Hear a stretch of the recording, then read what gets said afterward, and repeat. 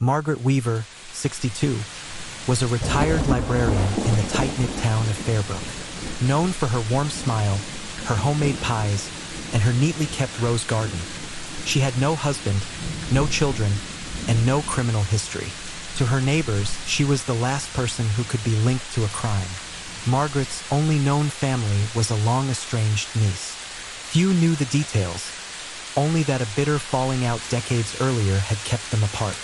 What no one realized was that the niece's teenage daughter, Margaret's grandniece, had recently given birth at St. Mary's Hospital. When the newborn boy vanished from the hospital, chaos erupted. His 17-year-old mother awoke from a nap to find his bassinet empty. Investigators initially suspected the baby had been abandoned somewhere nearby. Flyers went up, search teams scoured the town, and the news branded it a possible dump-and-run case. 2 days later, a neighbor told police they'd heard strange crying from Margaret's house. Officers arrived to find the baby swaddled in a handmade blue quilt, lying in a carved wooden cradle in Margaret's living room. At first, Margaret claimed she'd found the child left near the old train tracks and brought him home for safety. But inconsistencies in her timeline and witness reports, plus hospital security footage of a figure in her trademark floral scarf, pointed to her as the abductor. The real motive unraveled when DNA revealed the baby was her grandson.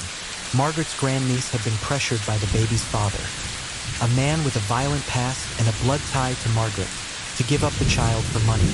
Margaret believed if she handed the boy back, he'd be taken and possibly harmed. In her mind, taking him was not kidnapping, it was rescuing her blood. Hospital footage.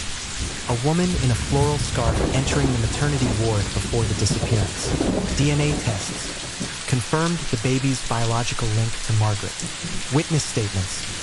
Neighbor hearing infant cries before the arrest. Forensic match. Fibers from Margaret's scarf found in the hospital's maternity wing. Margaret was convicted of abduction but given a reduced sentence due to the circumstances. The baby was placed in foster care under state protection. Fairbrook was left reeling. Was she a criminal or a desperate protector? Her roses wilted, her house stood empty, and her once unblemished name became the town's most complicated story.